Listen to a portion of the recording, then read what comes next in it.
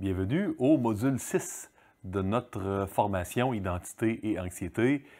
Jusqu'ici, nous avons parlé beaucoup de l'identité et de différents thèmes qui s'y rapportent.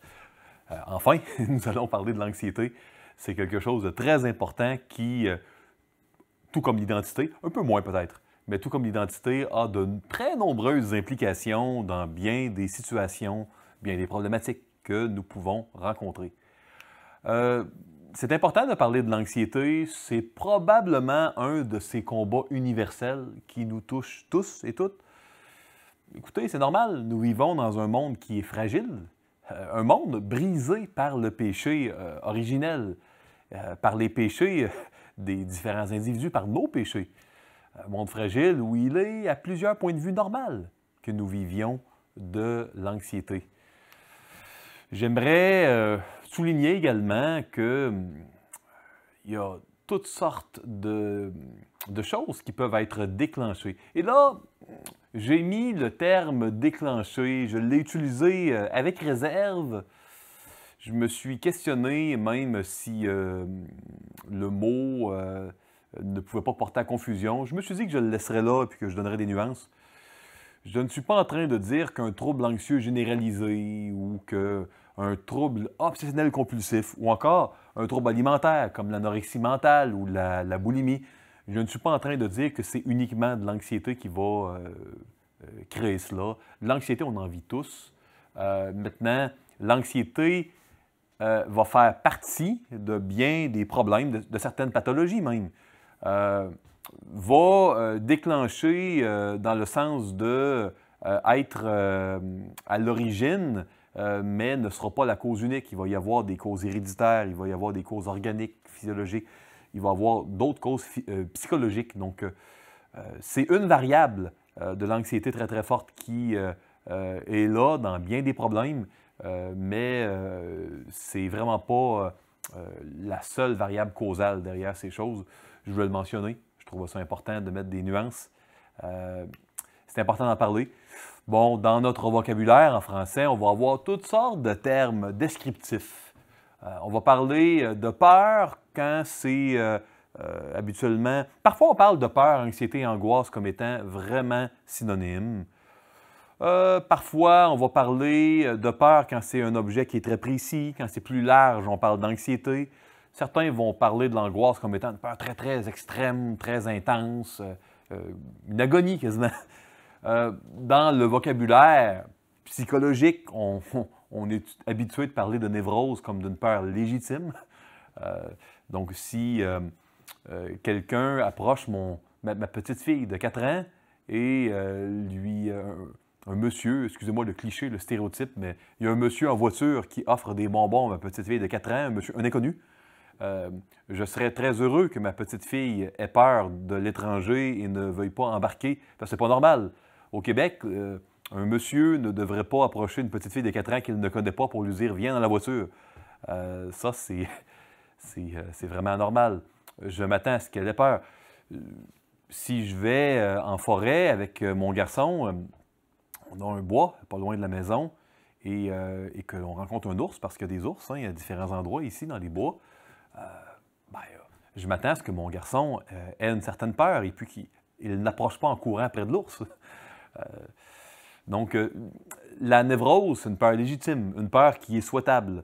La psychose, on parle d'une peur illégitime. Donc, entre névrose et psychose, vous avez compris qu'il y avait un jugement qualitatif au niveau de l'objet de la peur. Donc, une peur illégitime. Si on a peur d'un ascenseur, alors qu'il est en bon ordre, peur d'une fourmi, peur... puis là, il ne s'agit pas d'une peur d'une fourmi charpentière que vous voyez là près de votre chalet en bois rond, puis ça serait une peur plutôt légitime ici. Mais vous voyez une fourmi sur le trottoir dehors, il n'y a pas de raison d'avoir peur. Ou encore, une peur irrationnelle des foules. Bon, on est vraiment ici dans une peur illégitime, une psychose, hein, qui peut rendre dysfonctionnelle. Ce sont des catégories que l'on va avoir en français. On va voir un peu plus tard les catégories bibliques pour qu'on puisse faire un bon ancrage et puis que notre langage soit le moins décalé possible de celui de la parole de Dieu. Ici, on a un peu les définitions que je vous donnais un peu plus tôt. On parle de la peur comme étant une émotion forte devant une menace réelle, immédiate. J'ajouterais ici que le contour de la menace est très circonscrit. Au niveau de l'anxiété, on parle de quelque chose de plus vague, déplaisant. Bon, c'est toujours déplaisant habituellement, tout ce qui appartient au registre de la peur. On parle ici il peut y avoir une anxiété qui est spécifique, mais parfois on a une anxiété qui n'est pas spécifique. On parle alors d'une crainte diffuse, une crainte sans objet connu. L'anxiété peut être produite par toutes sortes de situations, trop d'informations, on ne peut pas les traiter. Parfois, une difficulté à admettre certaines choses, un déni même. Il y a toute une panoplie de choses que l'on peut ressentir. L'angoisse, en français, va souvent être comprise, si elle n'est pas comprise comme synonyme, et c'est parfois le cas, comme étant une intensité psychique de peur très, très extrême, très élevée. D'ailleurs, dans la version Louis II, on va voir qu'on va traduire le terme grec agonia, vous reconnaissez le mot agonie, par angoisse. Donc, j'imagine que la seconde 21 a pris l'angoisse non pas comme un synonyme, mais comme une peur très, très extrême. Et ici, le terme agonia, je parle dans Luc 22 à Gethsémani, cette angoisse, cette peur, cette agonie qui a amené Jésus à suer des grumeaux de sang. Maintenant, les deux termes bibliques les plus communs, au moins dans le Nouveau Testament, je n'ai pas allé dans l'Ancien Testament. On aurait pu aller vers le verbe hébraïque ancien yaré, qui est le verbe craindre. Si on voulait correspondre le verbe yaré, craindre, il faudrait le correspondre à phobéomai. D'ailleurs, si vous regardez dans la Septante, où on a une version grecque de l'Ancien Testament, on voit que souvent le verbe yaré est traduit ainsi. Si je me limite au Nouveau Testament, on voit que phobéomai, c'est le verbe pour avoir peur, le verbe d'anxiété, c'est avoir peur d'une menace. On ressent la présence d'une menace, légitime ou non. Et là, on va voir un autre mot, on va parler d'inquiétude ou de souci dans les Écritures, et c'est un autre verbe complètement différent, merimnao. Et là, il est question de ressentir une menace, tout comme phobéomai, mais qui prend trop de place, qui est centré sur soi. Quand on parle d'inquiétude ou de souci, c'est vraiment, on ressent la présence d'une menace, mais vraiment, c'est amplifié, ça prend trop de place. Donc, c'est intéressant parce que en français, autant au Québec qu'en Europe, bien souvent, l'anxiété et l'inquiétude, c'est compris comme étant pratiquement des synonymes. Puis, je dirais même plus, quand on parle d'être inquiet, on parle souvent d'être préoccupé par quelque chose, donc une saine préoccupation. Vous savez, si votre enfant est malade, il serait anormal d'être indifférent. Une bonne attitude serait d'avoir une certaine préoccupation. Et là, on peut offrir nos anxiétés au Seigneur. Mais le verbe merimnao c'est plus qu'une préoccupation. C'est une peur qui, par définition, va nous amener à vraiment ne voir que cela. Il n'y a plus beaucoup de place pour Dieu. Il n'y a que de la place pour la peur. Il n'y a pas la direction vers Dieu. Donc, alors qu'anxiété et inquiétude, c'est souvent synonyme, dans la Bible, ça ne l'est pas. Donc, puis là, suivez-moi bien. Moi, je crois que toute anxiété ne sont pas pécheresses. Si on comprend inquiétude comme un synonyme, la définition contemporaine d'inquiétude, je dirais non, c'est pas tout le temps un péché.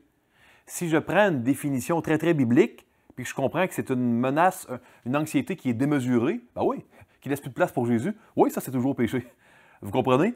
Donc, si vous dites à quelqu'un, une inquiétude, c'est toujours péché, soyez vraiment sensible de bien définir c'est quoi, puis de soulever qu'on ne parle pas d'une anxiété normale qui laisse de la place pour Jésus, là.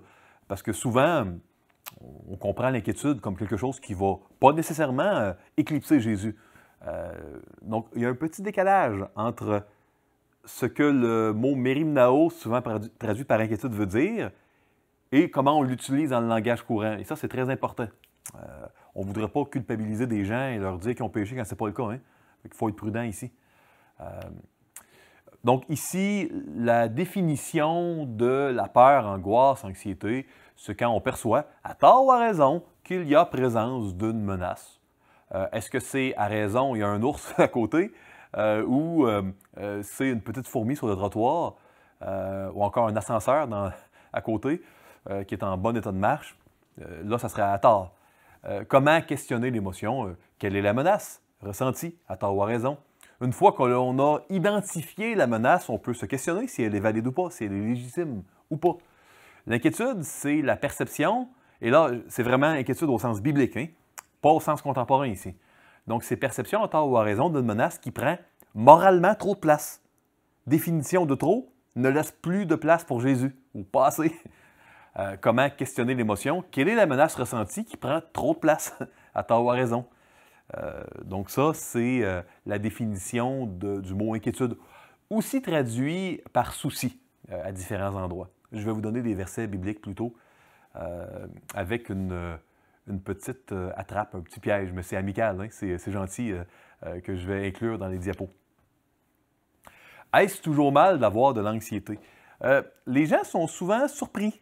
Je vous dirais une fois sur deux de m'entendre dire non. Bibliquement, ce n'est pas toujours mal. Ça dépend. Ça dépend de quoi? Ça dépend de son objet, entre autres. Donc, ici, dans Luc 22, 44, saisi d'angoisse. C'est pas de la petite anxiété, ça, hein? De l'agonia en grec. Jésus priait avec plus d'insistance et sa sueur devint comme des caillots de sang qui tombaient par terre. Ça, c'est dans le passage de Luc. Si jamais vous aviez tourné dans le passage de Marc, au chapitre 14, vous auriez vu que là, il y a deux vers différents pour parler de la frayeur que Jésus a ressentie à Gethsémani. Donc, c'est intéressant de voir toute la panoplie de mots grecs pour l'anxiété, puis voir que Jésus, il a ressenti cela d'une manière forte.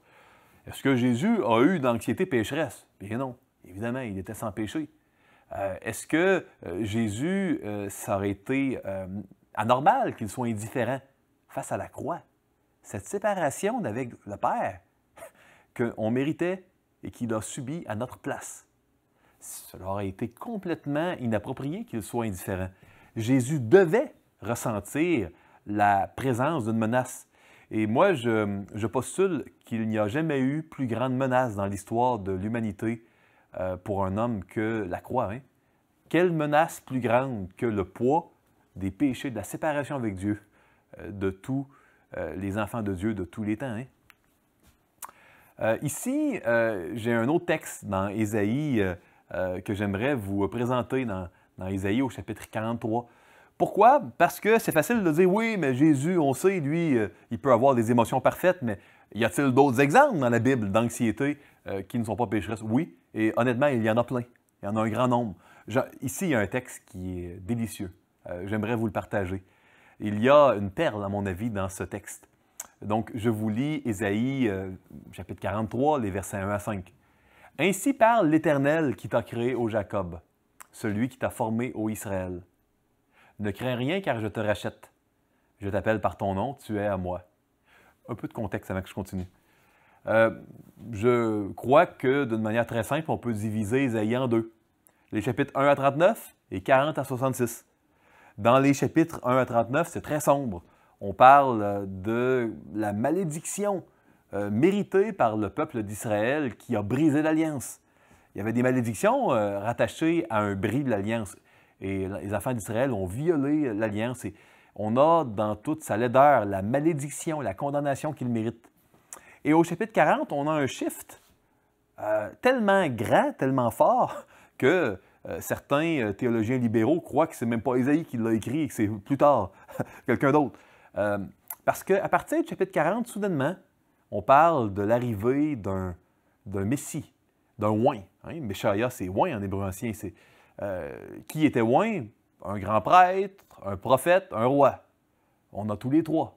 On a un roi, grand prêtre, prophète qui va venir et qui va solutionner le problème de l'alliance. Et là, on parle d'amour, de compassion. On parle de le problème de la malédiction, de la condamnation, sera complètement solutionné par cet envoi de l'Éternel. Et là, on est dans le chapitre 43, quelques chapitres après. On est vraiment dans la portion lumineuse, la portion de rédemption du livre d'Ésaïe. Et là, il y a une promesse ici. « Si tu traverses les eaux, je serai avec toi. Et les fleuves, ils ne te submergeront point. » Les eaux qui représentaient le chaos dans l'Ancien Monde, avec le Léviathan et toutes les mythes et la vision du monde que les enfants d'Israël et les autres peuples autour avaient. Si tu marches dans le feu du jugement, bien souvent, Sodome et Gomorrhe, qui a laissé des échos dans tout le reste de l'Ancien Testament, était un emblème de condamnation et de jugement. Et c'est des villes qui ont été détruites par le feu. Si tu marches dans le feu, tu ne te brûleras pas, et la flamme ne t'embrasera pas. Car je suis l'Éternel ton Dieu, le Saint d'Israël ton Sauveur. Je donne l'Égypte pour ta rançon, l'Éthiopie et Saba à ta place. Parce que tu as du prix à mes yeux, parce que tu es honoré et que je t'aime. Ici, le verbe kavad, traduit par honoré, c'est lourd. Donc, on n'est pas habitué de dire à quelqu'un qu'on aime « Ah, tu es lourd, très, très pesant. » C'est peut-être même une insulte pour certains, mais dans l'Ancien Monde, à être léger, qu'on balaye du revers de la main, ça, c'était pas honorable. Quand quelqu'un était important et qu'on l'honorait, c'était lourd. C'était très lourd de considération, c'était pesant. Vous savez, Belchatsar, dans Daniel au chapitre 6, au chapitre 5, excusez-moi, il a été pesé comme léger dans la balance de l'Éternel. Et il a été condamné et livré aux mains des Mèdes et des Perses. Ça, c'est la vision de l'Ancien Monde. Être léger versus être lourd. Parce que tu es honoré que je t'aime, je donne des hommes à ta place et des peuples pour ta vie. Ne crains rien, car je suis avec toi. Je ramènerai de l'Orient ta race, et je te rassemblerai de l'Occident. Bon. Outre cette promesse formidable, puis je vous parlais de Daniel, je ne peux pas m'empêcher de vous parler de Daniel 3.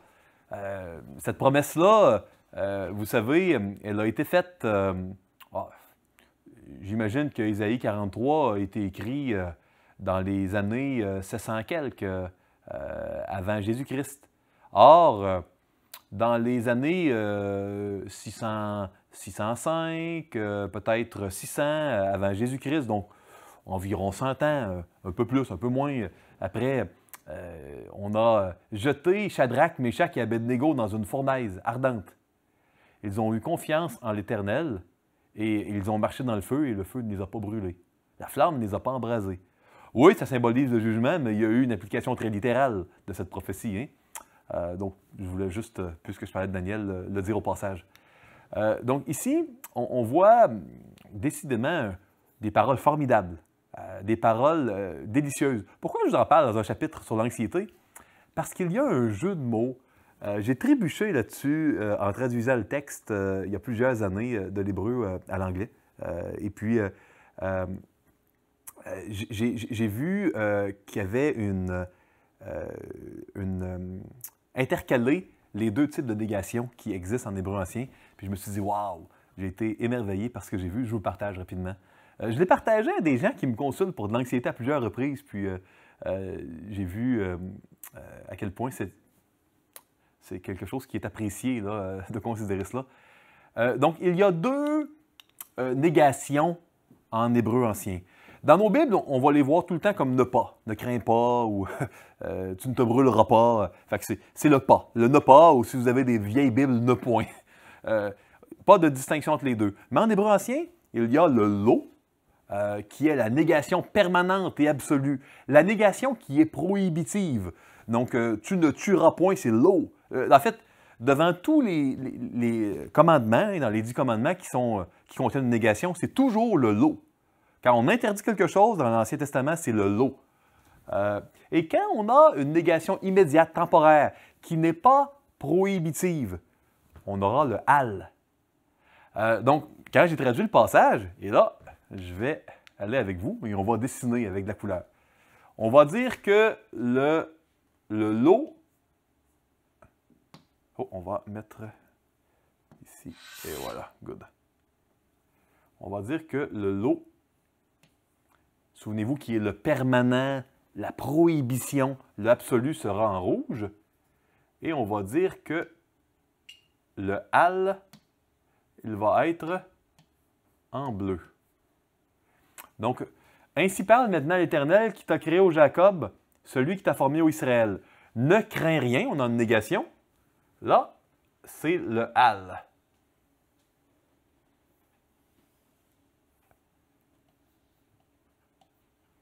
Car je te rachète, je t'appelle par ton nom, tu es à moi. Si tu traverses les eaux, je serai avec toi, et les fleuves, ils ne te submergeront point. Ah! Jamais un fleuve, le chaos va submerger un enfant de Dieu. Ça, c'est un lot. Donc, ici, on va le mettre. Les fleuves, ils ne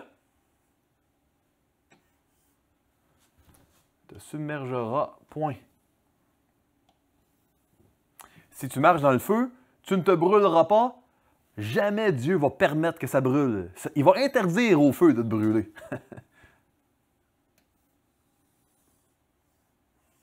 Ça, c'est l'eau, c'est absolu.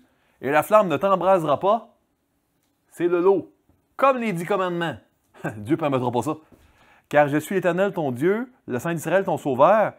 Je donne l'Égypte pour ta rançon, l'Éthiopie s'abat à ta place. Donc ici, dans cette diapo, vous voyez qu'il y a une négation temporaire non prohibitive, pas une interdiction, c'est pas mal quand on craint. Par contre, c'est pas parce que l'auteur là, ne connaissait pas l'autre sorte de négation, il l'utilise immédiatement après pour quelque chose qui n'est même pas un commandement avec une interdiction, pour montrer la force de... quand tu as peur, c'est normal d'avoir peur dans un monde déchu, mais viens à moi, puis dans l'immédiat, puis dans le temporaire, ben, n'aie pas peur, mais c'est pas que tu as mal agi ou que tu as péché, c'est normal d'avoir peur. Mais attention, appuie-toi sur les promesses. Les promesses que tu n'auras pas de fleuve qui va te submerger, il n'y a pas de feu qui va te brûler, tu ne t'embraseras pas. On va continuer à faire l'exercice pour le reste du passage.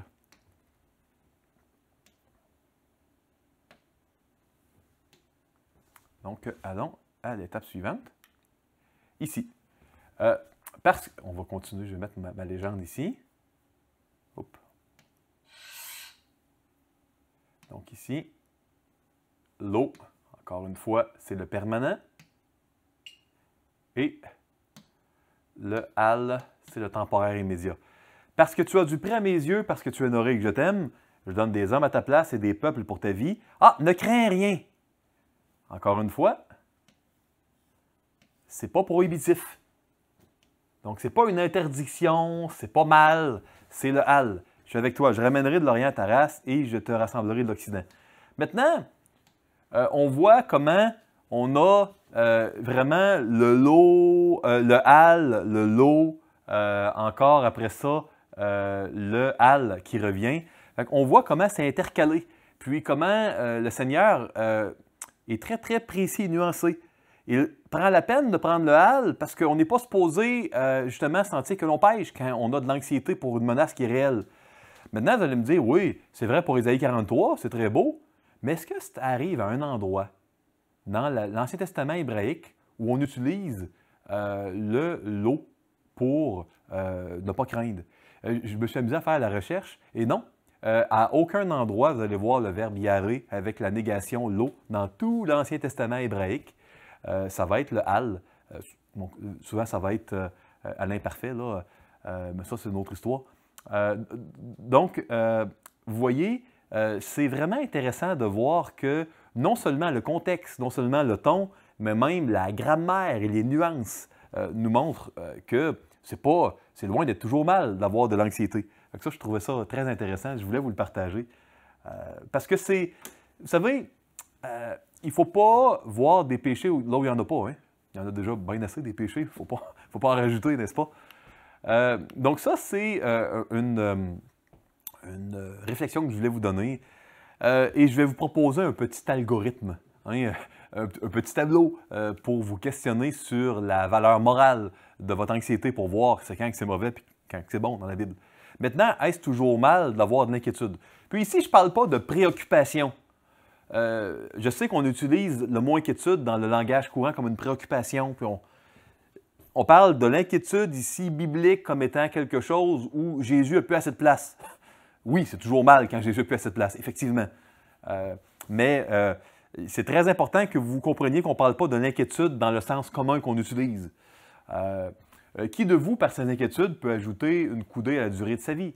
C'est pour ça que, ouais, il faut être préoccupé par certaines choses, mais pas se laisser aller à plus avoir de place pour Jésus, puis à être centré là-dessus, parce que on ne contrôle rien. On ne peut pas rajouter une coudée, c'est 55 cm environ. C'est la longueur jusqu'au coude. On ne peut pas rajouter une coudée à la durée de sa vie, on ne contrôle pas. Si vous pensez que vous contrôlez quelque chose, lisez le livre de l'Ecclésiaste. Et vous verrez que non, on ne contrôle rien de ce qui se passe sous le soleil. Dieu contrôle tout. Or, je voudrais que vous fussiez sans inquiétude. Celui qui n'est pas marié s'inquiète des choses du Seigneur, des moyens de plaire au Seigneur. Ici, on reconnaît que dans 1 Corinthiens 7, dans le mariage, un des défis, ça peut être d'avoir des préoccupations qui ne laissent plus assez de place pour Jésus, qui prend la place de Jésus. Donc, évidemment, ce n'est pas nécessairement le cas, mais il peut y avoir un défi à ce niveau-là, un défi qui ne sera pas là quand on n'est pas marié. Il y aura d'autres défis. Bon, ça, c'est une autre discussion. Ici, bon, je n'ai pas été trop méchant avec le piège. Hein? Je vous ai donné un endroit dans Galates 4 où ce n'est pas le mot habituel, mérimnao. Fait qu'on a le mot inquiétude en français, mais c'est un autre mot. Fait que je vous le lis. Donc ici, je voudrais être maintenant auprès de vous et changer de langage, car je suis dans l'inquiétude à votre sujet. Puis là, on se dit, ah, Paul, il semble se vanter d'un péché. Ouf! Parce que ça ne semble vraiment pas être mal, là, ici, dans Galates 4.20. Il dit qu'il est inquiet à leur sujet. Bien, c'est un mot différent. Le mot aporéo, traduit par inquiétude. C'est pas le mot mérimnao d'une peur qui laisse plus de place à Jésus. Le mot aporéo, c'est être perplexe. Troublé, perplexe. Parce que vous avez vraiment un tort qui se produit. Les Galates est en train de complètement pervertir l'Évangile, puis vouloir rajouter le respect des fêtes, des festivals de circoncision. C'était dangereux. Quand on touchait à l'Évangile, pour Paul, là, je peux vous dire que c'était du sérieux. Puis moi, je vous encourage, si jamais on touche à l'Évangile, à être perplexe, vous aussi, hein? À être inquiet, là, aporéo. Donc ça, c'est une... Vous allez lire Galates 4, vous allez dire, ben non, il y en a des bonnes inquiétudes bibliques. C'est pas le même mot. C'est juste qu'en français, ça a été traduit par inquiétude. C'était pas un trop gros piège, hein? Je pense que ça va être facile à pardonner, si jamais il y a de quoi pardonner. Luc 21, prenez garde à vous-même de crainte que vos cœurs ne s'apesantissent par les excès du manger et du boire, et par les soucis de la vie, et que ce jour ne vienne sur vous à l'improviste. Donc ici, c'est important de veiller par rapport au jour du Seigneur. Et vous savez ici,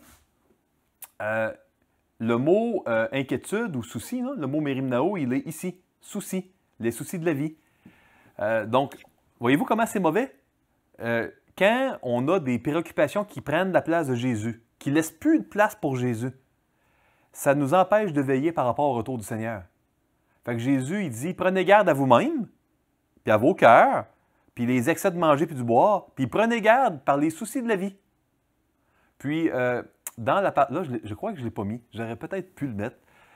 Si vous vouliez vous amuser, là, vous pourriez aller lire la parabole du semeur ou la parabole des terres. Ce serait peut-être encore mieux de l'appeler ainsi. Puis vous verriez que dans la terre avec les buissons épineux qui étouffent la bonne semence, quand Jésus l'interprète, il leur dit que c'est les soucis. C'est les mérimnao. Fait que c'est vraiment mauvais. Bibliquement, là, je vous dis, là, c'est très mauvais l'espèce d'inquiétude qui laisse toute place à Jésus. Mais on ne parle pas de la préoccupation qui laisse toute la place à Jésus et qui est dirigée vers Jésus. En d'autres mots, quand vous êtes inquiet, posez-vous la question, ça mange-tu la place du Seigneur, ça? Ou je vais à Dieu avec mes inquiétudes, mes préoccupations? C'est important de se le poser comme question parce qu'on n'a pas, nous, le terme inquiétude compris comme de la même manière que ce qu'il veut dire, à mon avis, en grec ancien. Et sans parler d'autre chose, je suis assiégé chaque jour par les soucis que me donnent toutes les églises. Là, on a un beau partage de vulnérabilité de la part de l'apôtre Paul. Moi, je le trouvais très vulnérable et authentique avec les Corinthiens. Après tout le trouble qu'il leur faisait, là, écoutez, 2 Corinthiens, c'était probablement la 4e lettre qu'il leur écrivait. Le vrai 1 Corinthien puis le vrai 2 Corinthiens, ça s'est perdu. Fait que ce qu'on appelle 1 Corinthien, c'est probablement la 2e lettre, puis le 2, la 4e. Puis, je ne sais pas si je me serais rendu à 4 lettres, mais bon, Dieu a donné la patience à Paul, puis il mentionnait comment là, il aimait tellement les églises qu'il était assiégé par des soucis. Dans d'autres versions, ils vont dire des anxiétés, je crois. Donc, assiégé, il n'est pas en train de dire qu'il tombe, qu'il chute là-dedans. Mais ça cogne à sa porte, hein, lui aussi.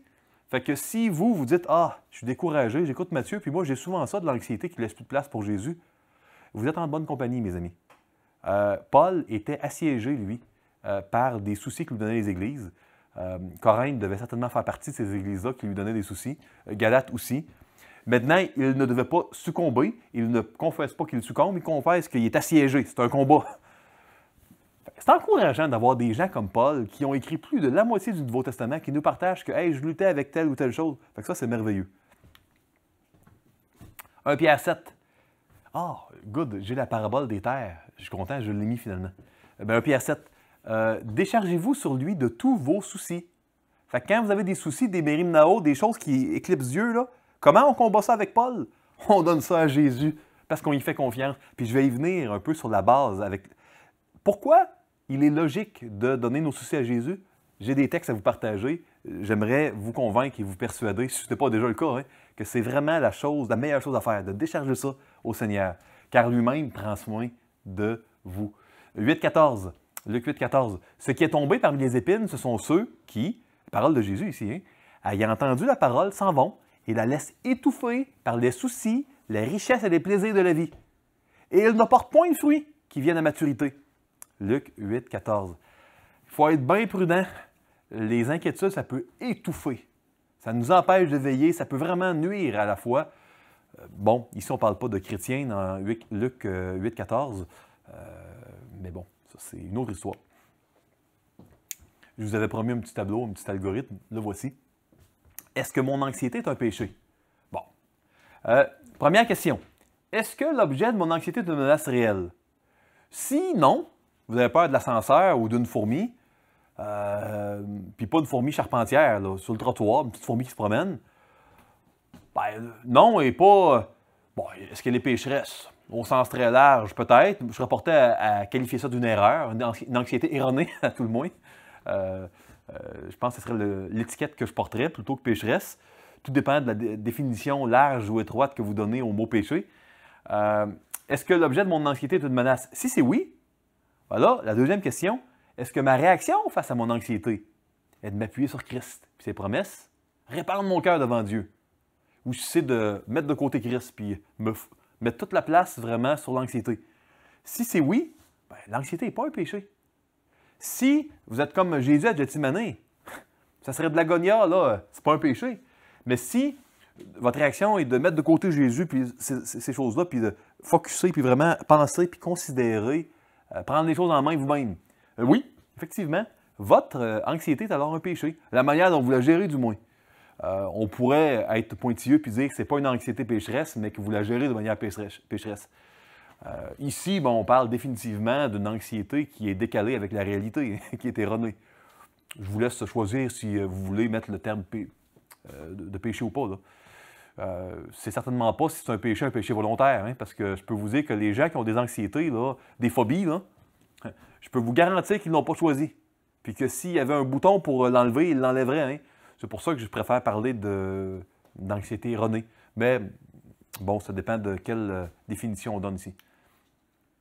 Écoutez, dans le DSM-4, DSM-5 maintenant, depuis quelques années, il y aurait toutes sortes de termes que l'on pourrait utiliser pour parler, par exemple, d'une attaque de panique, aussi appelée crise de panique, quand les gens sont en hyperventilation et puis durant un certain nombre de temps, puis il y a un rush d'adrénaline, un relâchement d'adrénaline qui fait que les gens ont de la difficulté, là, ils ne peuvent pas parler. Bon, agoraphobie, la peur des foules. Le trouble panique avec ou sans agoraphobie, une phobie spécifique, puis là, il peut y avoir toutes sortes de choses. Hein. La peur des clowns, la peur des ascenseurs, des foules, la peur des médecins, des dentistes. Vous savez, il y a des gens qui, en allant chez le dentiste, vont faire des crises de panique qui ne seront plus eux-mêmes, vont être des personnes complètement différentes. Hein. Il y en a qui doivent avoir, ils vont avoir de la claustrophobie, une peur, dans le fond, irrationnelle des espaces clos. Si leur médecin leur prescrit une résonance magnétique, vous savez, cette espèce de tunnel dans lequel on doit rentrer, puis on est tout collé, puis ça prend une demi-heure à peu près, eh bien, il y en a qui ont besoin d'avoir une prescription de médicaments anxiolytiques parce qu'ils n'ont pas choisi, hein, mais ils vont être paniqués durant cette demi-heure-là. Le pire, c'est qu'il ne faut pas bouger, hein, semble-t-il, quand on a une résonance magnétique. J'en ai jamais eu pour l'instant, mais c'est ce qu'on dit. Hein. Le trouble obsessionnel compulsif, ça, c'est une catégorie qui est reliée à l'anxiété. L'état de stress post-traumatique. Vous savez, le vétéran qui a été à la guerre, il a perdu des gens au combat. Puis là, de retour à la maison, il va au cinéma. Et puis, dans le film, à un moment donné, il y a un terroriste, quelqu'un qui arrive avec un fusil, puis bang! Peut-être que lui, il va être le seul dans la salle de cinéma à crier, puis là, il va avoir une crise d'hyperventilation. J'espère qu'il va être dans un état où, aux États-Unis où il n'y a pas le port d'armes avec lui.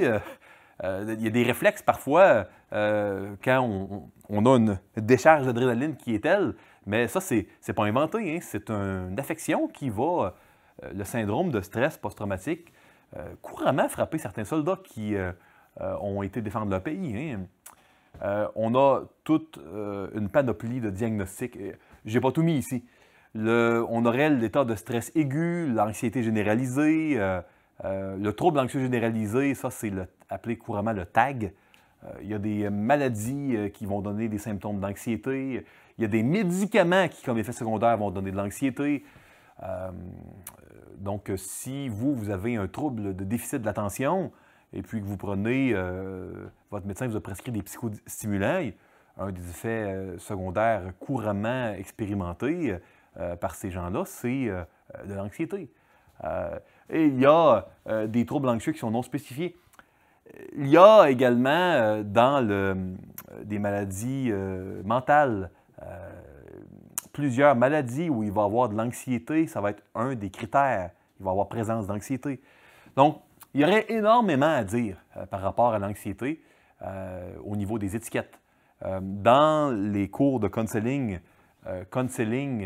et physiologie 1 et 2, nous avons un médecin psychiatre, chrétien, conseiller biblique également, à la Fondation, le docteur John Applegate, qui est le professeur invité qui donne le cours de counseling et physiologie 1 et 2. Puis là, on parle davantage et plus en profondeur de cela.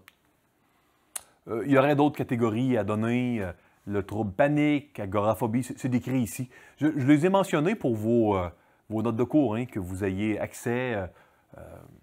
Il y a tellement d'étiquettes. Ici, dans le spectre des anxiétés sociales, donc des anxiétés qui vont être ressenties lors de la présence de d'autres personnes. Il va y avoir parfois des termes, des étiquettes. On parle de trac, de timidité, de phobie sociale ou de personnalité évitante. Puis là, je mis un petit tableau. Si on parle, par exemple, d'anxiété de performance, et puis là, on donne tout ce qu'on ressent avant, ce qu'on ressent après, la nature. On peut différencier ici certains termes, trac, timidité, phobie sociale. Je l'ai mentionné également ici par intérêt, là, si jamais il y en a qui veulent vraiment avoir les définitions des mots et puis savoir comment les différencier. Ça peut être intéressant, spécialement si vous avez vraiment des problèmes d'anxiété particulière ou si un proche en a, puis il consulte en médecine ou autre, et puis vous voulez comprendre ce que les termes veulent dire. Je vous ai mis un petit tableau ici. Donc, le circuit de l'anxiété dans le cerveau, c'est extrêmement intéressant. Ça explique bien des choses. Vous savez, il y a plusieurs circuits dans le cerveau. Il y a un grand nombre de circuits. Parce que le cerveau, c'est des neurones, des fils électriques avec de la biochimie, avec des ondes et avec de l'électricité. C'est vraiment fascinant. Vous savez, le cerveau d'un individu, si on prenait les neurones bout à bout d'un seul cerveau humain, on pourrait aller de Terre à la Lune, je crois que c'est une ou deux fois. Donc, c'est pour vous dire à quel point c'est complexe et il y en a des neurones dans un seul cerveau.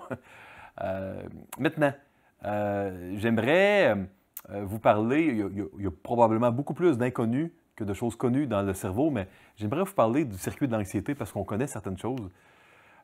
Il y a plusieurs structures que je vais vous décrire. C'est un peu peut-être aride, vous n'êtes pas obligé de tout retenir, mais vous pouvez vous référer aux notes. Il y a des bouquins qui expliquent et qui vont beaucoup plus dans le détail. C'est vraiment, croyez-le ou non, un petit survol et même un peu vulgarisé. Simplifié, ce que je vais vous dire. L'amygdale, c'est la structure du cerveau qui a pour fonction d'encoder l'anxiété, les émotions, en particulier ce qui est menaçant, hein, anxiété. Et puis, l'amygdale va posséder plusieurs connexions avec plusieurs autres régions du cerveau. Puis, vous allez voir, je vais vous expliquer pourquoi. Donc, évidemment, quand je parle de l'amygdale, je ne parle pas de celle-là dans la gorge. Hein. Vous avez compris que je parle d'un noyau du cerveau qui s'appelle l'amygdale, hein, pas celle qu'on se fait parfois enlever là, donc dans la gorge. Il y a des connexions entre les noyaux corticomédiens avec le cortex olfactif. La partie du cerveau qui gère ce que l'on sent. Pourquoi? Vous savez, cette réaction d'anxiété, elle va être ressentie chez l'être humain si on sent certaines choses. Il y a des odeurs qui doivent éveiller un sentiment de danger en nous. Hein? Si on sent, peut-être que vous allez vous réveiller s'il y a de la... ou pas. Peut-être que vous allez vous réveiller s'il y a de la fumée d'un feu ou autre. Les noyaux basolatéraux qui sont connectés avec le cortex cérébral, où on va encore là avoir les aires sensorielles ou avec des associations, je vais en reparler en détail, et les noyaux centraux et antérieurs avec l'hypothalamus et l'hippocampe. Je reviens à tout ça. Retenez pour l'instant, il y a l'amygdale, c'est le cœur du circuit de l'anxiété, et puis il y a un neuromédiateur, une substance chimique qui s'appelle la sérotonine, qui est, il y en a d'autres, mais qui est le principal neuromédiateur qui va être actif dans le circuit de l'anxiété. Vous avez ici le circuit de l'anxiété avec l'hippocampe, l'hypothalamus. Vous allez voir, le cortex sensoriel, c'est là qu'on gère le sens de l'anxiété puis comment on va gérer ça. L'hippocampe, on va en parler, c'est la mémoire un peu de l'anxiété. Cortex préfrontal, le jugement, hypothalamus, ça, c'est ce qui va... peut-être que vous avez déjà vu, vous avez été quelque part, puis il y avait un serpent devant vous, il y avait un ours, puis là, vous avez à peine vu que vous avez ressenti une force dans vos jambes que vous ne connaissiez pas. Vous avez battu les records de course de votre vie, peut-être. L'hypothalamus, elle va avoir des connexions là, avec toutes sortes d'autres régions du corps. Donc, certain que si vous aviez faim avant, là, vous n'y penserez même pas à votre faim. Vous aviez froid, vous n'y penserez pas au froid. Puis vous allez avoir bien de la force dans les jambes parce que l'amygdale va envoyer un signal à l'hypothalamus qui, lui, va donner des ordres ailleurs dans le corps. Donc, ça, c'est intéressant de le voir. Je continue. L'hippocampe. L'hippocampe, ça, c'est la mémoire de l'anxiété. C'est aussi une structure qui nous amène à avoir un sens spatial bon ou mauvais. Par exemple, peut-être que vous êtes le genre de personne à jamais vous souvenir où est garé votre véhicule dans un stationnement. Il faut demander à l'autre parce que vous, là, vous êtes zéro puis vous n'avez aucun sens de l'orientation. Ouais, c'est peut-être votre hippocampe qui est en problème, qui sait, parce que le sens spatial, la mémoire de couplage, ça, là, c'est vraiment l'hippocampe. Mais l'hippocampe ne fait pas que ça. L'hippocampe va emmagasiner des associations. Par exemple, laissez-moi vous donner une situation fictive.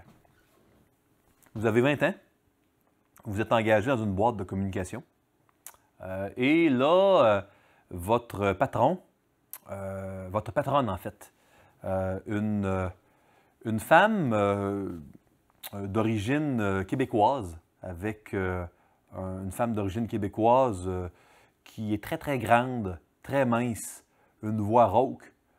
Elle doit faire 6 pieds, cette femme. Et elle est dans la quarantaine.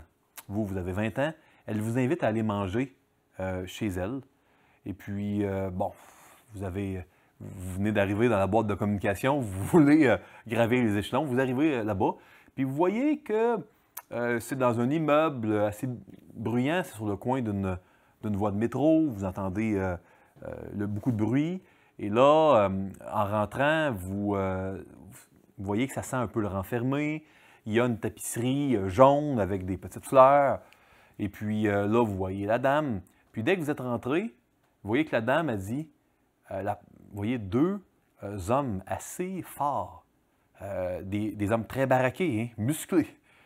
Ils bloquent la porte derrière vous, et puis là, ils vous battent, ils vous donnent des coups de poing, des coups de pied, puis là, la dame, elle rit, elle dit je vais te donner un souper que tu n'oublieras pas », puis elle voulait juste vous donner des coups, hein. C'est fictif, hein, un peu ridicule l'exemple, mais restez des nôtres, vous allez voir où je vais en venir. Là, vous sortez, portez plainte à la police, vous n'avez pas de preuves, puis c'était une dame assez respectable, pas de preuves, elle a des témoins, vous n'en avez pas, c'est 3 paroles contre une. Et puis vous, peut-être vous avez déjà pris de la drogue étant plus jeune, et puis vous avez un dossier. Votre témoignage est balayé du revers de la main par les gendarmes. Bon, le temps passe, vous avez pardonné, vous avez passé à d'autres choses, vous avez changé d'emploi, hein, vous n'êtes pas resté une minute de plus dans cette boîte de communication-là. Et puis là, votre cerveau a encodé tout ça. Hein. L'hippocampe s'en souvient de la dame d'origine québécoise vivant à Paris, très grande, très mince, voire rauque, de l'immeuble avec la station de métro pas loin, de la tapisserie jaune, puis l'odeur de renfermé. Le cerveau s'en souvient. Puis là, vous avez gravi les échelons, puis vous êtes maintenant dans un bureau de notaire. Vous avez fait un cours en droit, puis vous êtes vraiment un technicien juridique, puis vous travaillez dans une boîte de notaire depuis plusieurs années. Puis là, il y a un nouveau notaire, puis il vous invite, puis vous arrivez chez ce notaire-là, et puis vous avez averti, vous avez dit « je vais peut-être arriver en retard, tu vas voir, mon épouse cuisine, là, c'est formidable, elle cuisine très très bien, elle a travaillé dans un grand restaurant hein, longtemps, et puis tu vas être gâté, on va manger là, comme des rois ce soir. » Vous êtes tout content, vous vous présentez, puis vous voyez son épouse, puis vous avez dit qu'il avait marié une Québécoise, oui. Donc elle arrive. Vous êtes plus vieux, hein? Ça fait 10-15 ans plus tard, ça. Mais c'est une femme de 40 ans, très grande. C'est pas la même, hein? C'est pas la même que votre patronne, parce qu'elle n'aurait pas 40 ans, 15 ans plus tard. Voix un peu rauque, puis c'est un peu le renfermé. Il n'y a pas de tapisserie jaune.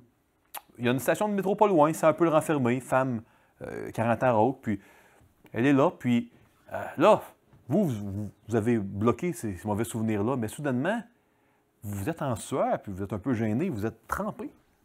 Là, vous allez aux toilettes, puis, excusez-moi, je ne veux pas être grossier ici, mais vraiment, là, vous avez vraiment des crampes abdominales, puis vous êtes surpris vraiment par une diarrhée, puis c'est vraiment difficile. Les symptômes gastro-intestinaux que vous ressentez, là, franchement, vous êtes vraiment mal à l'aise, vous allez aux toilettes, bon, vous revenez, puis, effectivement, le repas est incroyable. Ça faisait longtemps que vous n'aviez pas mangé un bon repas.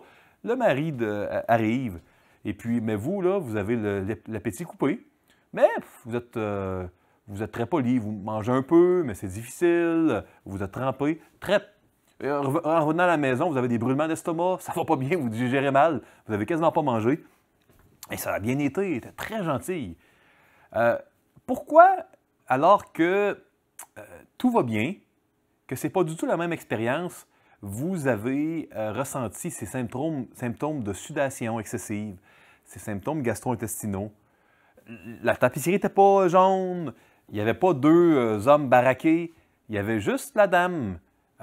C'est 15 ans plus tard. Votre cortex préfrontal du jugement, il fait la différence. Là. Vous n'êtes pas parti, vous n'avez pas pris les jambes à votre cou. Vous saviez que ce n'est pas dangereux, qu'il était très gentil. Mais l'hippocampe a encodé un ensemble de variables. Immeuble, invitation, une Québécoise de 40 ans, très très grande, voix rauque, invitation venant du travail, quelqu'un que vous n'avez jamais vu, un repas. Puis, même si c'est différent et que votre jugement vous a amené à discarter, votre jugement vous dit qu'il n'y a pas de danger, mais vous êtes pris avec une association qui a été encodée dans votre hippocampe, qui fait que là, vous allez subir. Peut-être que si vous y allez souvent chez ce couple-là que vous aimez bien, que ça va se désencoder, parce que c'est dynamique tout ça. On peut désencoder ou encoder quelque chose. Et ça, je vais y revenir. Mais ça, c'est l'hippocampe. Donc ça, c'est important. Il existe une mémoire où les choses sont encodées. Si vous suivez d'autres cours avec la Fondation, Counseling et physiologie 1 et 2, et on parle de syndrome de stress post-traumatique ou de d'autres conditions, ça va être important qu'on se souvienne de ce que l'hippocampe fait. Je continue. Souvenez-vous, j'avais parlé de l'hypothalamus, donc le petit noyau qui est hypo en dessous du thalamus. C'est très simple dans le fond, hein? Hypo en dessous, tu as un thalamus, tu as l'hypothalamus. Ça, c'est le noyau qui est responsable avec le reste. Hein? Lui, il y a un lien entre l'amygdale, et puis je vous disais là, que le type, il a plus faim, pauvre lui. La reproduction, là, si jamais en counseling marital, vous avez l'occasion là, de suivre ce cours-là, on va parler du test des dysfonctions sexuelles de Monroe, conseiller biblique et psychologue américain, là, Phil Monroe, et on va parler de l'anxiété et puis des impacts sur la sexualité de l'anxiété. Un des impacts très connus, hein, très courant, c'est la dysfonction érectile chez les hommes. Que l'anxiété, que l'amygdale va donner, mais pas directement. Le lien entre l'amygdale et la reproduction passe par l'hypothalamus. L'hypothalamus, c'est un peu les gardiens ou les douaniers. Tu as le circuit de l'anxiété, puis l'interface externe avec les autres systèmes. Une des interfaces externes, je vulgarise ici un peu à outrance, c'est l'hypothalamus. Reproduction, anxiété va souvent, si elle est très intense, peut donner de la dysfonction érectile. Reproduction. Thermorégulation. Il est possible que vous ressentiez vraiment des chaleurs ou froid. On a l'expression avoir froid dans le dos. Bon. Le rythme circadien. Peut-être que vous n'aurez pas dormi du tout hein, après l'épisode chez la dame là, de 40 ans qui est épouse du notaire avec qui vous travaillez. Parce que le rythme circadien, c'est l'horloge biologique au niveau du sommeil. Si vous suivez le cours de Counseling biblique 2, on a un module sur le sommeil, les phases de sommeil et les impacts, etc. Et un peu la théologie du sommeil. Donc, on parle du rythme circadien. La faim. Peut-être que vous avez eu la faim coupée quand vous aviez peur. C'est très important là, de comprendre qu'il y a un lien direct entre l'anxiété et le système gastro-intestinal. C'est pas pour rien que les gens très anxieux, très stressés vont avoir souvent des ulcères d'estomac. Pourquoi quel est le lien entre l'anxiété et une membrane épithéliale de l'estomac qui va être percée parfois par un ulcère? Eh bien, on doit comprendre qu'il y a des liens par l'hypothalamus entre le circuit de l'anxiété et bien des systèmes du corps. Donc là, c'est intéressant. Ça nous permet de faire du sens de toutes sortes de symptômes et d'expériences que des frères et des sœurs que l'on connaît peut-être, qui vivent de l'anxiété, vont rapporter. Ici, on a un petit tableau où on voit là, quand on a le système nerveux sympathique qui est... parce qu'il y a deux systèmes hein, dans le système nerveux. Il y a le système sympathique et parasympathique. Quand lui, il est excité, les pupilles vont se dilater. Peut-être que vous avez déjà vu un gendarme qui voulait vérifier si quelqu'un était sous l'effet de la drogue. Puis là, il a pris une lampe, puis il a éclairé là, les yeux là, de la personne suspectée. Puis il a voulu voir, normalement, quand face à la lumière, une lumière brusque, il va y avoir ce qu'on appelle une myosis. Une myosis, les pupilles vont se contracter, vont être tout petites pour ne pas être trop éblouies par la lumière. Quand on a pris certaines drogues, il y a une mydriase. Même s'il y a de la lumière, là, ça reste vraiment là, non contracté, ça reste dilaté, la pupille. Fait que ici, le système sympathique, ça reste dilaté, puis la transpiration que je vous parlais tantôt, le cœur qui s'accélère, la digestion qui est inhibée, on digère mal, les hormones du stress. Et puis ici, on a le contraire, ici, les pupilles qui se contractent, la salive qui augmente, la peau qui devient sèche, respiration qui diminue, le cœur qui ralentit, digestion qui s'active. Donc, c'est le système parasympathique qu'on voulait avoir activé lors de ce bon repas, pas le sympathique. Hein? Vous avez compris ici que le système d'anxiété va vraiment affecter bien souvent là, le système sympathique et puis va amener là, vraiment là, un effet là, qui est décrivable, qu'on peut décrire dans plusieurs des systèmes ici. Le thalamus, lui, juste en haut hein, de l'hypothalamus, Ça, c'est vraiment un genre de boîte de jonction qui va faire le relais entre différentes structures du circuit de l'anxiété. Le thalamus, vous allez voir dans le cours de Counseling biblique 2 qu'il a un rôle important au niveau du sommeil. Est-ce qu'on est éveillé ou endormi? Puis, vous savez peut-être qu'il y a plusieurs niveaux d'éveil. C'est pas binaire, cette histoire-là, d'être éveillé ou endormi. La conscience, c'est pas binaire. D'ailleurs, dans le cours de Counseling et physiologie, le docteur John Applegate parle de la théologie de la conscience et de la physiologie de la conscience. Et ça non plus, ce n'est pas binaire. Je vous donne deux exemples, juste parce que ça, c'est très intéressant. Ça a leur rapport avec le thalamus.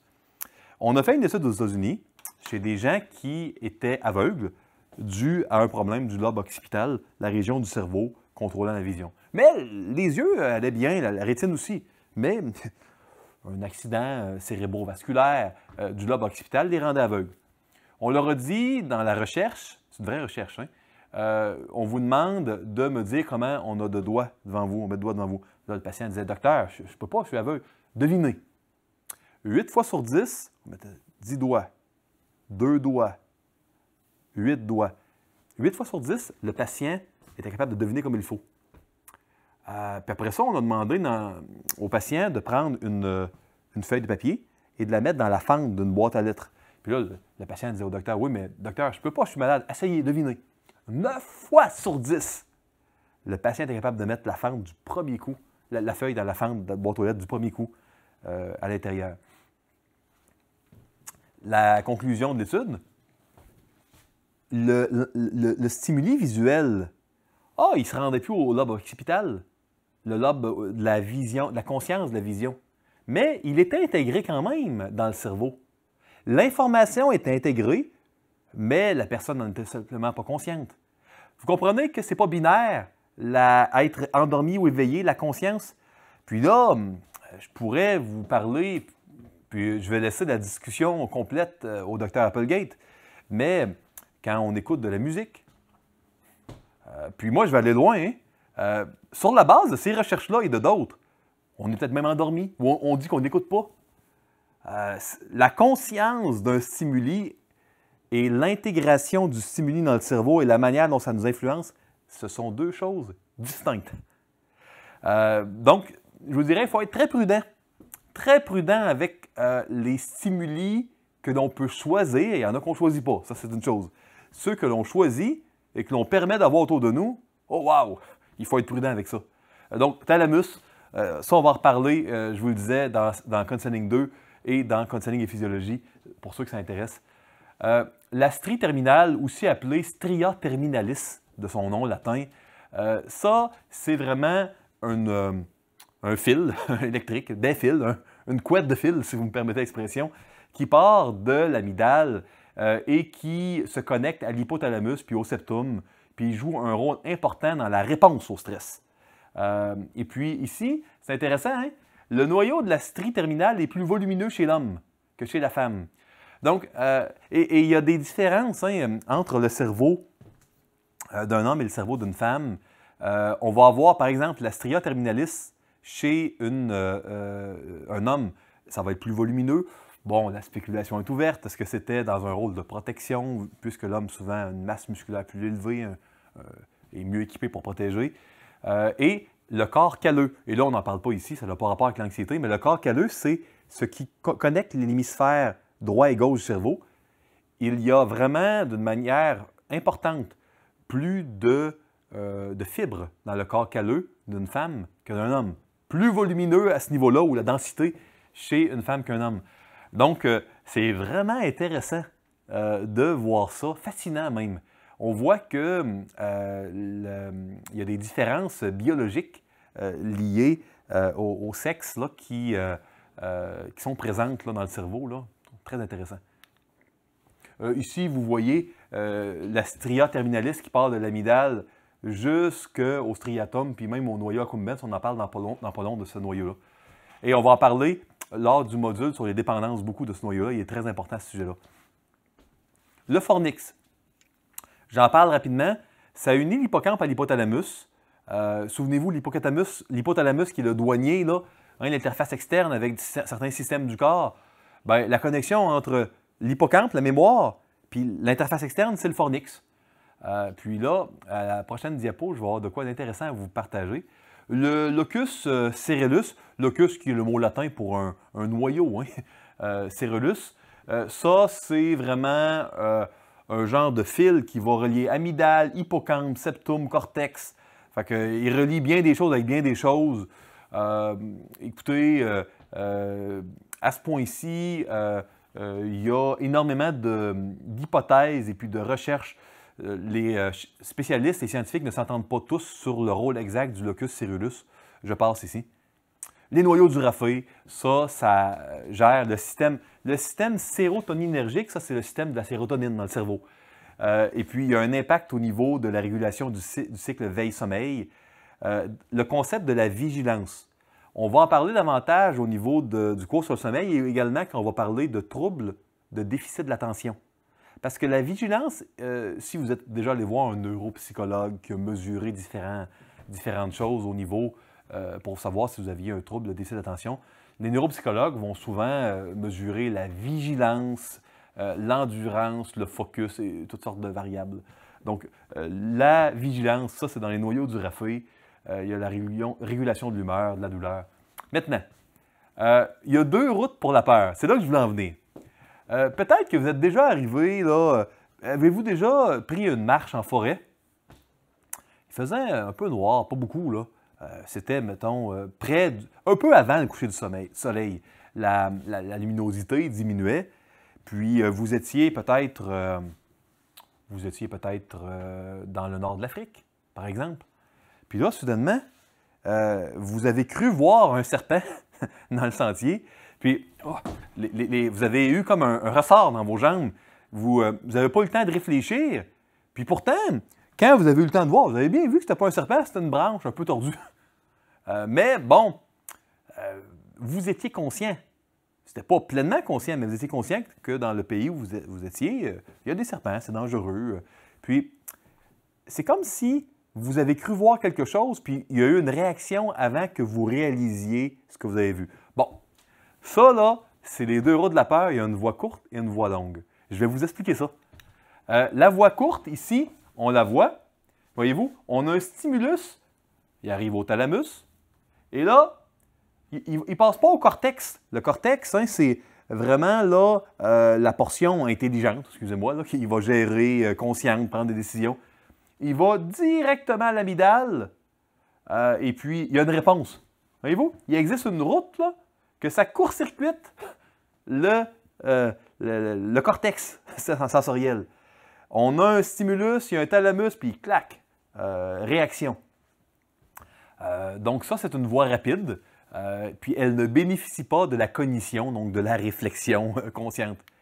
Et la voie longue, hein, elle va bénéficier de la cognition, puis même de l'hippocampe, et puis elle va bénéficier de la réflexion, mais même, il va y avoir une portion inconsciente, comme dans l'exemple que je vous avais raconté de l'invitation à un repas. Parce que l'hippocampe, il y a des choses, il y a une partie de l'hippocampe que ça va être conscient, puis qu'on dit, oh, on s'est souvenu que quand on touche un poil qui est chaud, on se brûle. On s'en souvient. L'hippocampe va l'emmagasiner, cela.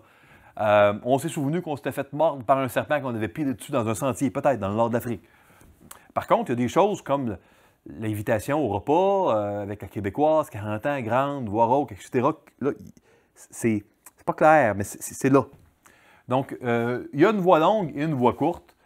Et puis, ça, c'est la manière dont Dieu nous a fait pour bien réagir aux menaces. Le Seigneur nous a bien fait. C'est incroyable.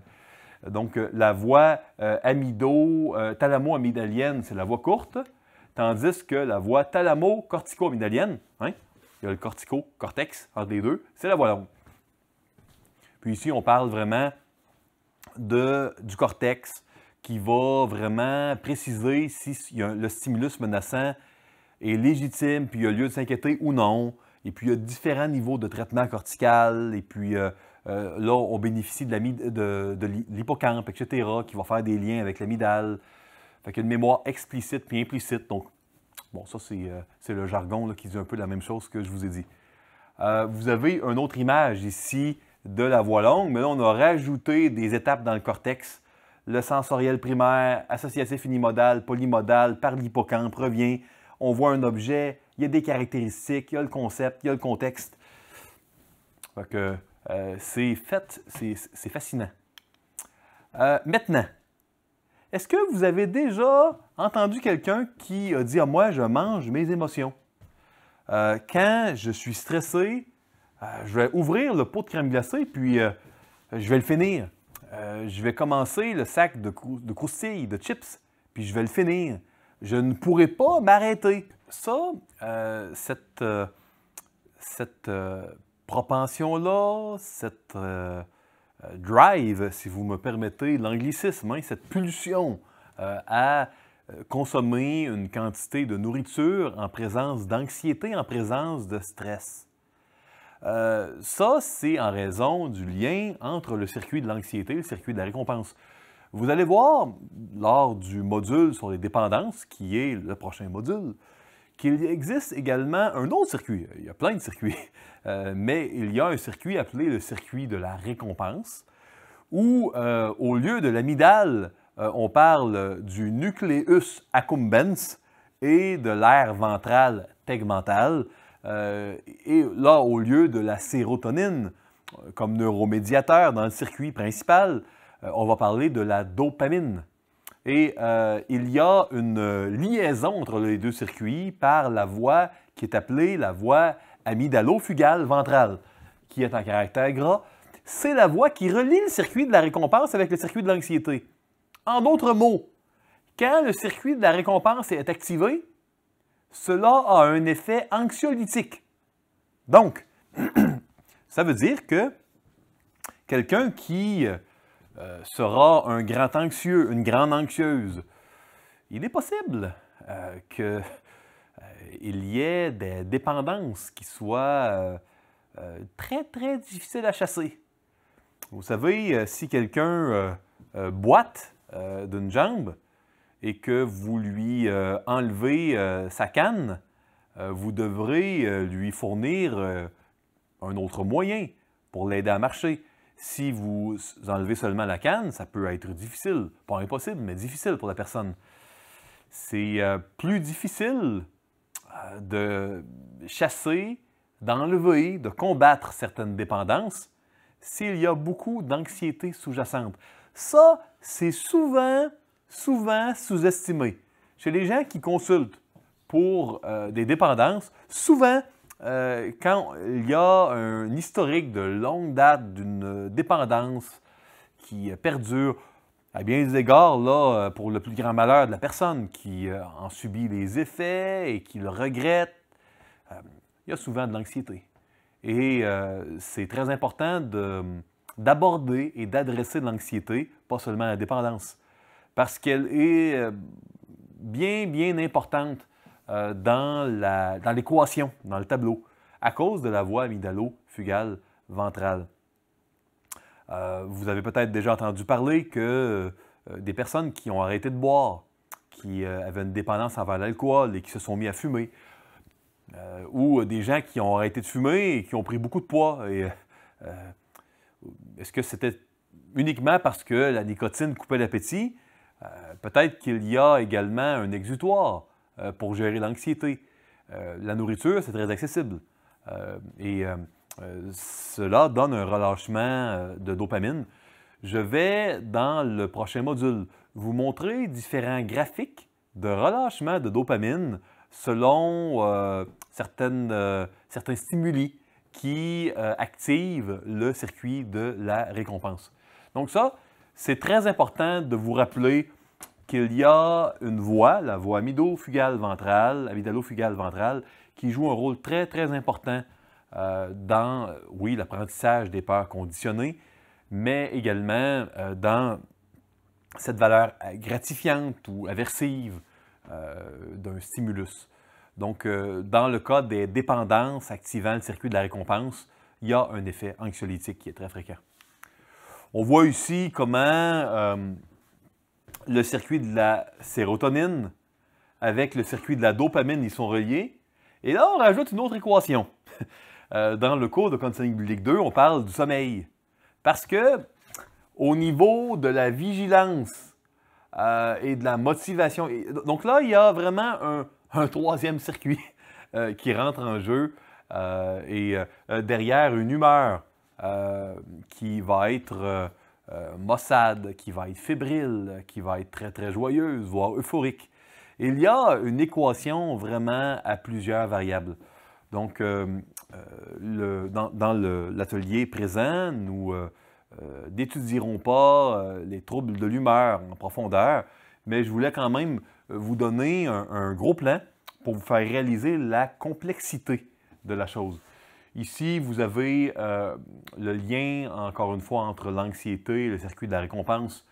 Donc, vous voyez ici le lien entre les deux, hein, avec la voie amygdalo-fugale.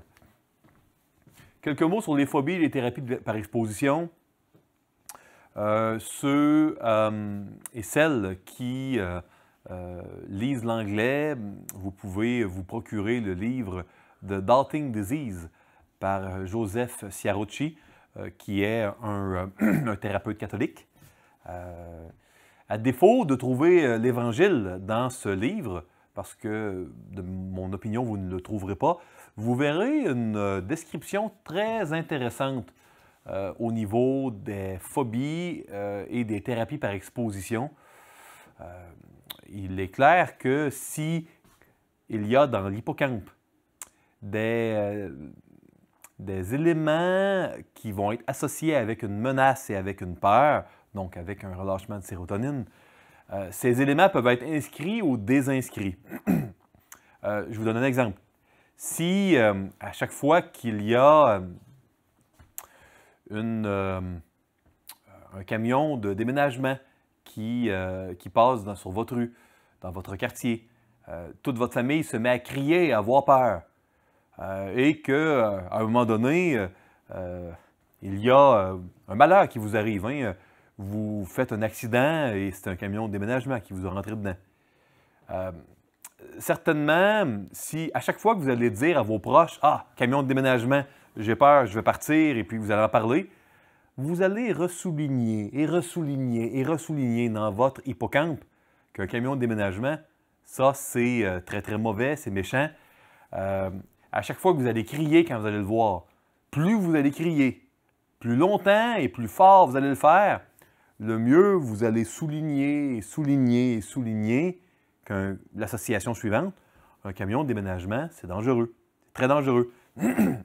Si vous faites un bon détour pour aller au travail, pour éviter de passer par un endroit où vous pouvez rencontrer, vous allez, encore une fois de plus, souligner par votre comportement que c'est dangereux. Et peut-être un jour en arriverez-vous à faire des crises de panique avec hyperventilation quand vous allez passer devant un camion de déménagement. Maintenant, si une fois rendu là, vous consultez un thérapeute pour traiter votre phobie des camions de déménagement, eh bien, peut-être qu'il vous parlera à chaque rencontre des camions de déménagement en vous disant que ce n'est pas dangereux et il vous donnera comme devoir de ne pas crier et peut-être qu'à un moment donné, vous devrez passer par un endroit où il y en a volontairement et vous n'aurez pas le droit, dans le traitement, d'en parler négativement d'une manière qui est irrationnelle. Peut-être qu'il vous montrera une photo d'un camion de déménagement en noir et blanc au début, une photo en couleur géante. Peut-être que plus tard dans la thérapie, vous verrez une vidéo d'un camion de déménagement. Et peut-être qu'à la dernière étape, on vous demandera d'aller faire un tour dans un camion de déménagement pour combattre votre peur. Et ça marche. J'ai amené un exemple cocasse, caricatural, hein? Mais la thérapie par exposition, ça fonctionne. C'est documenté. Ça fonctionne pour les phobies. C'est certainement pas agréable hein, d'avoir des traitements par exposition. C'est un peu, à bien des égards, comme un traitement pour une allergie. On parle de désensibilisation. Et ça marche pour une allergie, si vous allez voir un médecin allergologue. Ça marche pour les thérapeutes qui traitent certaines phobies, la thérapie par exposition. Évidemment, dans la plupart des pays, ça, c'est une discipline qui concerne un traitement psychologique et qui n'est pas l'apanage d'un conseiller biblique, mais bien d'un psychologue ou d'un professionnel. Ça varie d'un pays à l'autre, habilité à traiter ce genre de problème. Est-ce que l'anxiété est un péché? On l'a dit, parfois oui, parfois non. Je vous ai montré un diagramme. Ce qui est certain, c'est qu'on doit toujours se questionner sur ce qui me fait peur et me cause l'anxiété. L'anxiété pose les questions suivantes. À qui vais-je faire confiance? Qui vais-je aimer? Qui vais-je suivre et obéir? Et ce sont des questions qui sont génératrices de croissance et de sanctification. Quand nous sommes capables de nous arrêter et d'aller au-delà de l'émotion et du sentiment négatif que constitue l'anxiété pour se demander qu'est-ce qui peut se cacher en dessous parfois. Plus nous allons aimer une chose, plus elle sera potentiellement source d'anxiété. Parce que, évidemment, plus nous aimons notre enfant, plus la perte de notre enfant pourrait être anxiogène. Plus nous aimons notre épouse, notre époux, plus la perte de notre épouse pourrait être anxiogène. Ce qui est le plus précieux pour nous et qui peut être retiré sera une source d'anxiété. Maintenant, dans le livre Les 4 amours de C.S. Lewis, Lewis pose la question en disant, est-ce qu'on devrait mieux protéger notre cœur? Et il dit, je paraphrase ici, c'est une citation très connue de C.S. Lewis, si vous mettez votre cœur dans une boîte fermée, sécure, oui, il sera protégé, il ne sera pas blessé, mais il va dépérir, il va devenir méconnaissable. Donc, le cœur n'est pas fait pour être protégé de toutes parts. On doit revenir aux paroles de l'Ecclésiaste. On ne contrôle pas notre environnement, Dieu le contrôle. Dieu ne peut jamais nous être retiré. On doit lui faire confiance. C'est la clé. On doit aller à Dieu avec nos peurs, comme Jésus a fait à Gethsémani. Luc 12, 32. Ne crains point, petit troupeau, car votre Père a trouvé bon de vous donner le royaume. C'est important de se souvenir que Dieu veut nous faire du bien à travers nos angoisses. Son agenda, il est parfait, il est bon. Parfois, on ne comprend pas ou on comprend mal comment un Dieu bon peut permettre tant de souffrance. On doit, par la foi seule, continuer à avancer sur le chemin en ayant les yeux fixés sur la rémunération, les yeux fixés sur le Seigneur. Jean 16, je vous ai dit ces choses afin que vous ayez la paix en moi. Vous aurez des tribulations dans le monde, mais prenez courage, j'ai vaincu le monde. Jean 16, 33. Et dans Philippiens 4, 6, ne vous inquiétez de rien. Et là, c'est le mot mérimnao. Hein? Je ne vous ai pas joué de tour et un piège ici. C'est le mot mérimnao qui parle de cette inquiétude disproportionnée qui éclipse Dieu. Ne vous inquiétez de rien. Pas n'ayez peur de rien. Phobéomai. Mais une inquiétude qui prend toute la place, de rien. Ne vous inquiétez de rien, mais en toute chose, faites connaître vos besoins à Dieu par des prières et des supplications avec des actions de grâce. Le combat que Paul avait, où les inquiétudes des églises l'assiégeaient, les soucis des églises. Vous savez, il y a un moyen de mener ce combat, de mener le bon combat. Et c'est par les prières et les supplications, avec action de grâce. On est prompt à demander et à se plaindre. Nous devons être également prompts à remercier. Remercier Dieu en toutes choses. Parce que c'est à notre égard la volonté de Dieu en Jésus-Christ.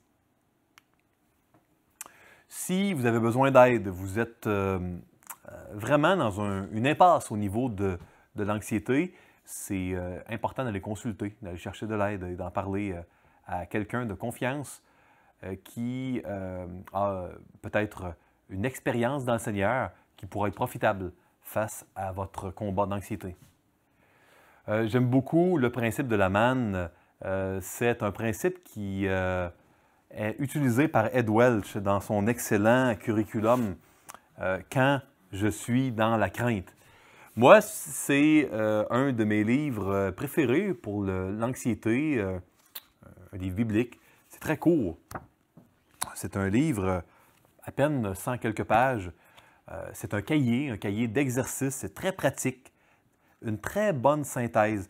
Ed Welch, qui a été mon professeur, a également écrit un livre très volumineux, Running Scared, en anglais, sur l'anxiété. Mon préféré, c'est le petit fascicule ici qu'il a fait. Très, très pratique.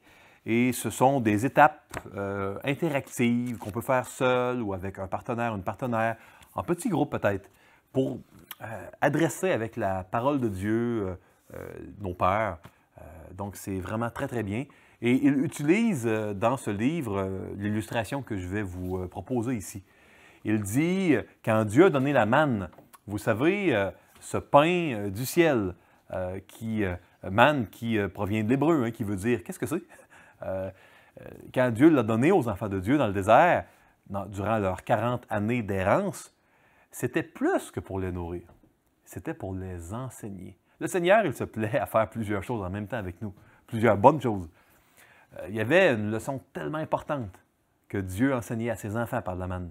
La première chose que la manne enseignait aux enfants d'Israël, c'était de prendre la grâce que Dieu donne aujourd'hui. C'est important d'apprendre aujourd'hui parce que, mis à part la journée de la préparation, le jour de la préparation, c'était la veille du sabbat dans l'ancien Israël, où là, on préparait les choses pour le lendemain. Donc, le jour de la préparation, la manne se conservait. Là, pas de problème. Mais les autres jours de la semaine, si on gardait une réserve de manne pour ne pas avoir à aller en chercher le lendemain matin dehors, les vers et la pourriture s'y mettaient. Donc, c'était pas possible. Miraculeusement, le jour de la préparation, là, on pouvait en garder pour le lendemain. Donc, les enfants de Dieu devaient aller à chaque jour chercher la manne et la prendre pour la journée. Pas de capacité de faire des réserves pour plusieurs jours. Et pas de capacité de prévoir qu'il va nécessairement y avoir de la manne le lendemain. La seule garantie que les enfants d'Israël avaient qu'il y aurait de la manne pour nourrir leur famille le lendemain dans le désert. Le désert, un endroit qui supporte difficilement la vie, c'était de la confiance en Dieu. Dieu leur a donné un système pour favoriser chez ses enfants de lui faire confiance à chaque jour pour le lendemain. Une confiance qui était conditionnée à se renouveler à chaque jour. Donc, moi, je crois que oui, la manne enseigne qu'on doit prendre la grâce aujourd'hui, que Dieu pourvoit et qu'on doit faire confiance à Dieu pour demain. Pas d'autres garanties, pas d'autres moyens, seulement la confiance en Dieu. Et vous savez, qu'est-ce qui nous dit que demain, il n'y aura pas des calamités et des choses très, très difficiles qui vont survenir? On ne contrôle pas grand-chose. Hein? On peut essayer d'avoir la meilleure hygiène de vie possible, bien manger, bien dormir, faire du sport. On peut avoir un cancer demain. On peut être un très bon gestionnaire, faire un budget, avoir de l'épargne, mettre de l'argent de côté pour la retraite. Il peut y avoir un crash boursier, un vol, et on peut tout perdre. On peut être très, très prudent avec ses enfants. Et il peut y avoir un accident, un problème de santé qui ne peut pas être prévu à l'avance, qui va survenir et nos enfants peuvent décéder. La seule chose saine et sage, c'est de faire confiance à Dieu, tout comme les enfants d'Israël. Donc ça, c'est vraiment important. L'inconnu est probablement la plus grande menace qu'un être humain peut traverser. Et la clé, quand on a peur, c'est de se rappeler que, quelle que soit la menace que l'on ressent dans notre anxiété, Dieu il est plus grand que cette menace-là. L'inconnu, c'est menaçant. Dieu, il n'y a pas d'inconnu pour lui. Il connaît tout, il contrôle tout, et il est plus grand. Et il est bon, et il nous aime. Romains 8, 32. Si Dieu ne nous a pas refusé son Fils, comment ne nous donnera-t-il pas aussi toutes choses avec lui? J'aimerais vous partager un psaume que j'aime beaucoup. C'est un psaume que David Powlison aimait beaucoup également et qu'il m'a enseigné il y a plusieurs années de cela. Je vous lis ici. Qui se lèvera pour moi contre les méchants? Qui me soutiendra contre ceux qui font le mal? Si l'Éternel n'était pas mon secours, mon âme serait bien vide dans la demeure du silence. Quand je dis « mon pied chancelle », ta bonté, ô Éternel, me sert d'appui. Quand les pensées s'agitent en foule au-dedans de moi, tes consolations réjouissent mon âme. Les méchants te feraient-ils siéger sur leur trône, eux qui forment des desseins iniques, en dépit de la loi? Ils se rassemblent contre la vie du juste et ils condamnent le sang innocent. Mais l'Éternel est ma retraite. Mon Dieu est le rocher de mon refuge. Il fera retomber sur eux leur iniquité. Il les réduira au silence par leur méchanceté. L'Éternel, notre Dieu, les réduira au silence. et c'est dans le psaume 94, les versets 16 à 23. Vous savez, il y a dans ce psaume vraiment un profond encouragement pour la gestion de nos angoisses selon Dieu. Il y a deux sections, deux stanzas, comme on l'appelle pour les sections de littérature poétique hébraïque. La première section, stanza, des versets 1 à 15, parle de la réalité, que les hommes sont mauvais, font de graves et de grandes injustices sur terre, sans que personne ne les arrête. C'est une grande cause d'anxiété que de se sentir seul devant des méchants. Des gens qui sont plus puissants, qui font de longue date des injustices qui me touchent personnellement. C'est encore plus angoissant si l'on crie à Dieu et que les méchants continuent quand même à faire le mal. La deuxième section, des versets 16 à 23, est celle que nous allons étudier quelques minutes ensemble. Nous voyons l'auteur nous partager librement, sans honte, à quel degré il est troublé par l'anxiété, et nous voyons l'auteur nous partager la solution qu'il trouve en Dieu. Qui se lèvera pour moi contre les méchants? Ça, c'est la question. La question que l'auteur verbalise au Seigneur. Et là, il répond, si l'Éternel n'était pas mon secours, mon âme serait bien vite dans le Sheol, dans la demeure du silence. Le monde déchu, affecté par la brisure du péché originel dans lequel nous vivons, ce monde, il est dangereux, mais il n'est pas exempt à la souveraineté de la providence et du contrôle de Dieu. Donc, le Seigneur est notre secours et il est notre rocher. Et ça, c'est notre sécurité. Une sécurité plus grande et une sécurité qui est incomparable. Vous savez, quand, au verset 19, il est question des pensées qui s'agitent en foule au-dedans de moi, on pourrait traduire par les pensées anxieuses. Je crois que c'est la ESV en anglais qui traduit d'ailleurs ce terme hébraïque. Vous avez ici vraiment le terme sarapim en hébreu ancien. Ça, c'est traduit dans la ESV, je crois, par Anxious Thought. Je n'ai pas vérifié s'il y a des versions françaises qui le traduisent ainsi, mais c'est vraiment le sens de ce mot hébreu. Il est possible que dans la Bible, je n'ai pas vérifié, mais une Bible comme la Bible Darby ou la Bible juive Samuel Cahen, je ne serais pas surpris qu'il y ait une traduction là, qui transmette la saveur anxieuse du mot.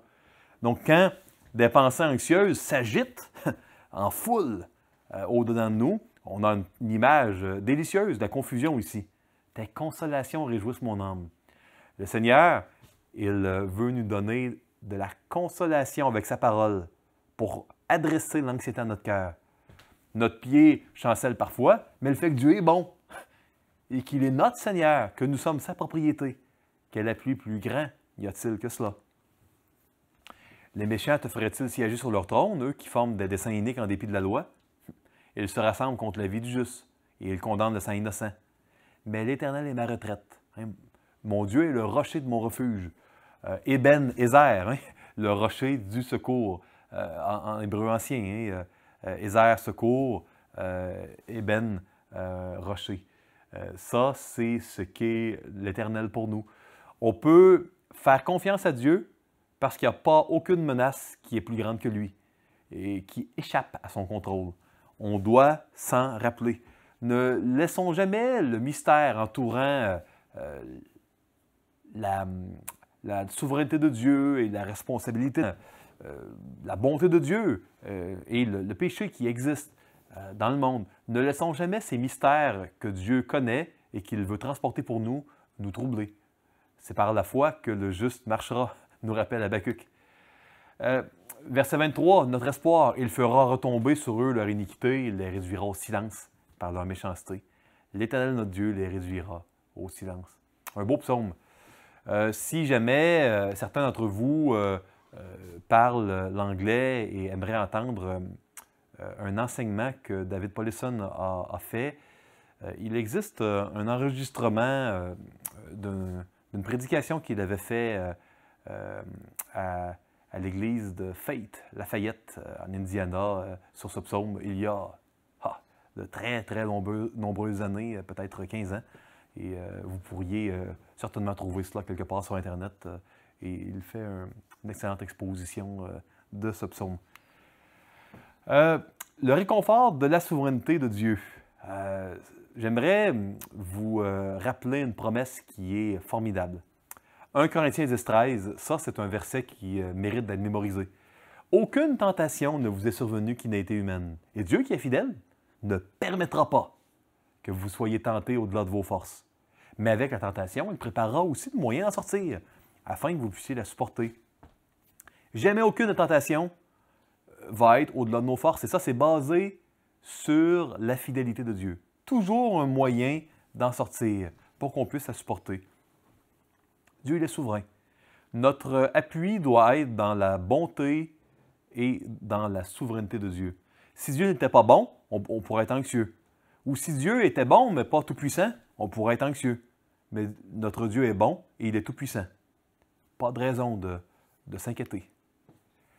J'aimerais vous lire un texte très intéressant. Je suis dans un registre de vous conseiller des prédications.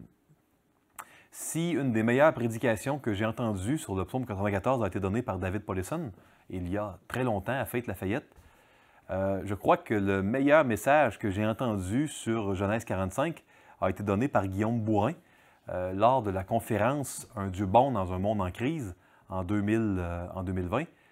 Je vous lis ici quelques mots et si vous avez le temps d'aller sur Internet, vous trouverez certainement sans problème la prédication de Guillaume Bourrin sur ce texte et c'est très, très bien amené, très bien rendu.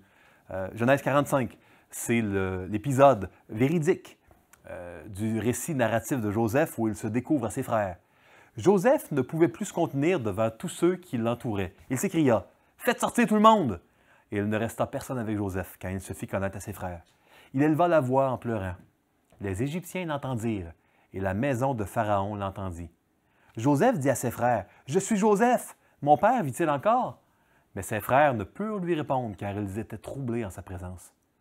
Joseph dit à ses frères « Approchez-vous de moi !» Et ils s'approchèrent. Il dit « Je suis Joseph, votre frère, que vous avez vendu pour être mené en Égypte. » Écoutez bien ça. Maintenant, ne vous affligez pas et ne soyez pas fâchés de m'avoir vendu pour être conduit ici. Car c'est pour vous sauver la vie que Dieu m'a envoyé devant vous. Je stoppe ici avant d'aller plus loin. Moi, si j'avais des frères qui m'avaient vendu comme esclave étant jeune, fait passer pour mort au père, et que là, j'aurais fini en prison plusieurs années dans un autre pays, j'aurais, j'espère bien, pardonné, mais je n'aurais pas dit « Soyez pas tristes d'avoir fait ça et soyez pas fâchés, c'est Dieu. » Cela prend une assise extrêmement robuste dans la conviction que Dieu est bon et qu'il est tout-puissant pour pouvoir dire cela. On a plus qu'une puissance pour pardonner ici. On a une puissance, une assise qui donne la paix. C'est bien plus que le pardon. Je continue. Voilà 2 ans que la famine est dans le pays. Et pendant 5 années encore, il n'y aura ni labour ni moisson.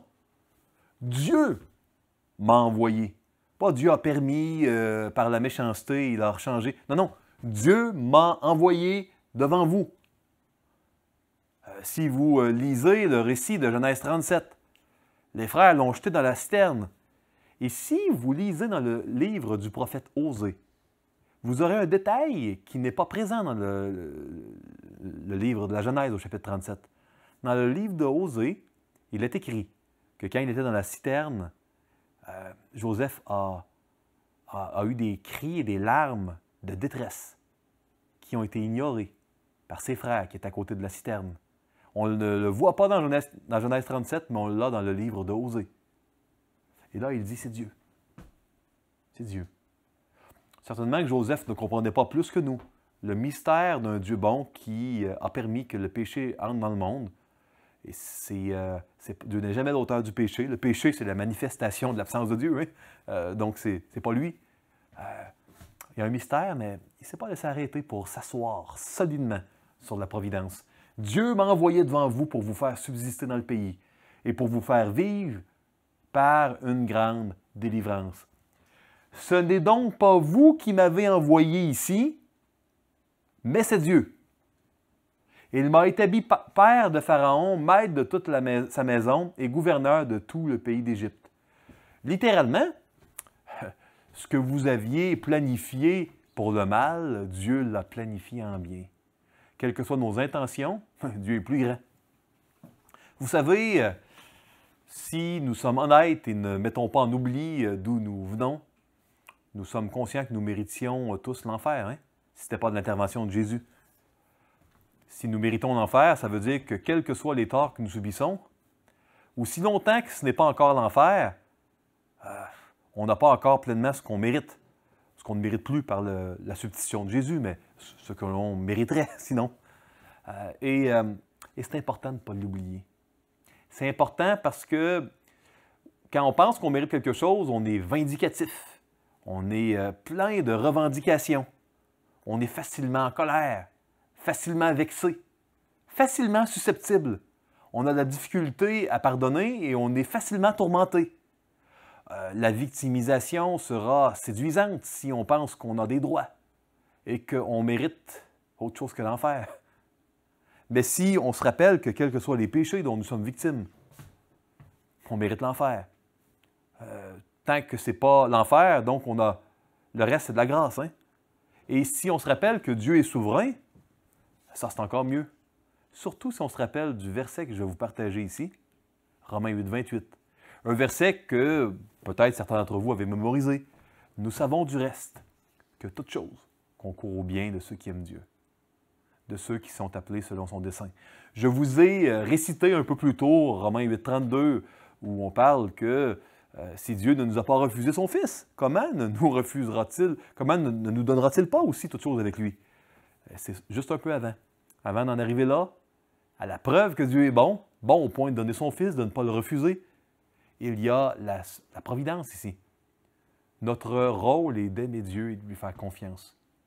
Si on aime Dieu et on lui fait confiance, on peut être certain que ce qu'il va permettre dans notre vie et qui, même si c'est douloureux parfois, que ça va concourir à notre bien, selon son dessein. Ça, c'est un puissant encouragement. Si vous avez l'occasion, je vous encourage à aller écouter la prédication de Guillaume Bourrin, hein, qui est percutante, extrêmement encourageante sur ce sujet. J'approche ici de la fin de ce module un peu plus long. Jay Adams, qui est décédé récemment, qui est un des pionniers, hein, si vous avez suivi un peu le module d'historique du counseling biblique, croyait fermement que l'amour avait le potentiel d'éliminer la crainte. Bon, je ne crois pas qu'il est question de toute forme d'anxiété ici. Évidemment, je crois que ça ne ferait pas de sens de le penser ainsi. Mais définitivement, il avait une approche très behaviorale. Et pour lui, il le croyait, et ce n'est pas complètement décalé, hein, des passages que je vous ai parlé. Il croyait que souvent, un des ennemis de l'anxiété, c'était d'être centré sur soi. Il disait, quand on a peur, si on devient plutôt diligent, très diligent à aimer les autres, on va avoir moins peur. Il utilisait ce genre de technique avec les gens qui avaient de l'anxiété. Et il a eu, semble-t-il, beaucoup de succès de son temps. Donc, sans en faire une panacée et sans simplifier à outrance le thème de l'anxiété, qui est complexe, c'est un sujet complexe, je crois qu'il y a une réalité. D'être centré sur soi, ça nous empire de plus en plus. D'être centré sur les autres, sur Dieu premièrement, sur les autres, c'est le grand commandement de Matthieu 22, versets 37 à 40. Tel il est, tel nous sommes aussi dans ce monde. C'est en cela que l'amour est parfait en nous, afin que nous ayons de l'assurance au jour du jugement. La crainte n'est pas dans l'amour, mais l'amour parfait bannit la crainte. Car la crainte suppose un châtiment, et celui qui craint n'est pas parfait dans l'amour. Vous souvenez-vous, je vous ai mentionné que l'anxiété pouvait être bonne ou mauvaise selon son objet. La crainte de l'Éternel, c'est l'ABC de la sagesse, c'est le commencement de la sagesse. On le voit dans les Proverbes. Fait que si la crainte de Dieu, la crainte, son objet, c'est Dieu, c'est très bon. C'est une crainte révérentielle.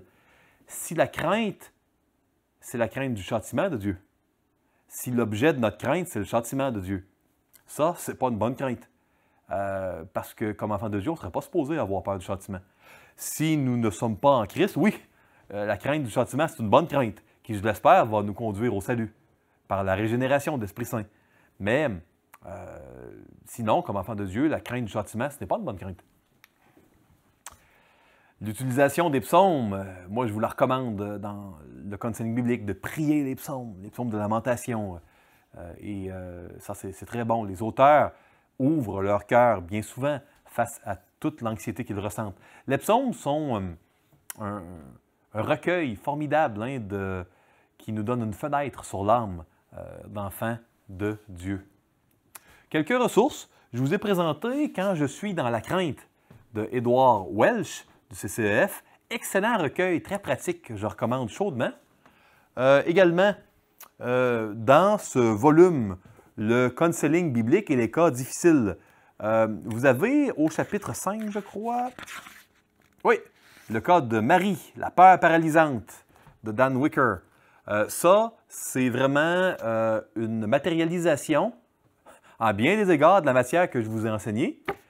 Donc, si vous voulez voir comment, dans un cas de peur paralysante, de peur extrême, de grande anxiété, d'angoisse, de quelle manière la parole de Dieu peut être utilisée d'une manière qui n'est pas simpliste. Vous pouvez lire dans ce volume. Et ce volume, c'est une collection de cas, des cas réels, mais qui ont été modifiés, évidemment, pour que ça soit éthique. Et vous avez une excellente préface de David Powlison. Vous avez également une préface ou un texte. Il y a un texte de Powlison à l'intérieur de ce livre. Vous avez également sur la violence sexuelle, le trouble obsessionnel compulsif, la dépression postnatale, le trouble bipolaire, donc l'anorexie. Il y a vraiment plusieurs cas différents de counseling qui sont utilisés, qui sont gérés par plusieurs maîtres dans le domaine. Et il y a vraiment un texte de Powlison sur le counseling qui est fait à un moment donné. À moins que je me trompe, je ne le retrouve plus, mais il me semblait que...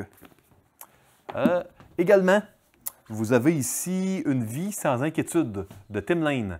Donc ça, c'est un petit livre très intéressant sur la paix et sur l'anxiété que Tim Lane, ancien membre de la faculté du CCF, a écrit. Et une petite brochure de David Powlison, Triompher de l'anxiété, traduit en français. Hein? Ça, c'est vraiment une brochure à avoir peut-être dans l'Église et puis à donner. C'est une très belle synthèse de tout ce qu'on a discuté, simplifié, clair. Franchement, là, je recommande cela. Triompher de l'anxiété, un soulagement pour ceux qui vivent dans l'inquiétude de David Powlison. Je vous laisse avec quelques applications pratiques. C'est important de se questionner sur ce qui me fait peur et me cause l'anxiété. L'anxiété ne doit pas être ignorée, elle ne doit pas nous diriger, nous devons la questionner. Nous devons aller à Dieu et non vers nous-mêmes, avec nos peurs. Nous devons nous rappeler que Dieu veut nous faire du bien à travers nos angoisses. Il a un agenda de transformation et ce que d'autres planifient en mal, il veut le planifier en bien. Prenons garde à ne pas aller vers l'inquiétude dans le sens biblique du terme. C'était ce que je voulais vous amener au niveau de l'anxiété. Très important. Il y aura plusieurs applications dans les modules qui suivent et même dans de prochaines formations. Que Dieu vous bénisse et à bientôt.